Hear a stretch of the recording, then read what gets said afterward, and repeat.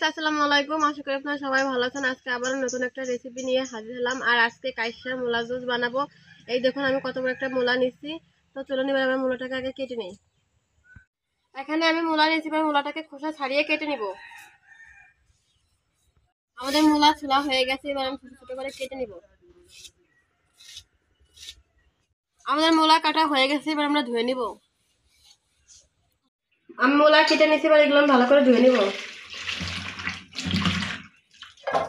আমি মূলা ধুয়ে নিচ্ছি, এবার এগুলো একটা ব্লেন্ডারের জারের ভিতরে দিয়ে দিব। এখানে আমি 3টা মরিচ দিচ্ছি, আপনারা আপনাদের পছন্দ মতো ঝাল দিতে পারেন। আর দিয়ে দেবো কিছু ধনে পাতা।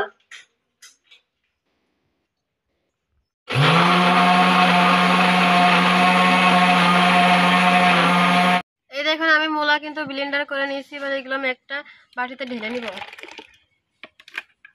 দেখুন কালারটা কত সুন্দর আসছে। এখানে আমি ঠান্ডা পানি দিয়ে দিব। আমি ফ্রিজে রেখে দিয়েছিলাম, এবার এই পানিটা দিয়ে দিব।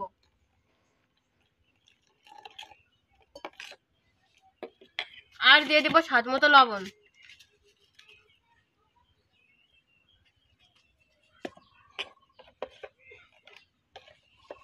আর আমি এখানে ম্যাজিক মশলা নিচ্ছি, এখান থেকে অল্প পরিমাণে ম্যাজিক মশলা দিয়ে দিব।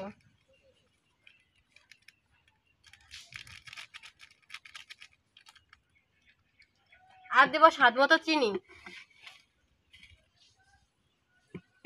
এবার এগুলো দিয়ে আমি মিক্স করে নেব। আমাদের কিন্তু কাইসার মূলা জুস তৈরি হয়ে গেছে। এবার আমি একটা গ্লাসে ঢেলে নিব। আর এই দেখুন কালারটা কত সুন্দর আসছে। খেতে কিন্তু খুবই ভালো হয়েছে বন্ধুরা, আপনারা একবার হলেও বাসায় ট্রাই করে খেয়ে দেখতে পারেন।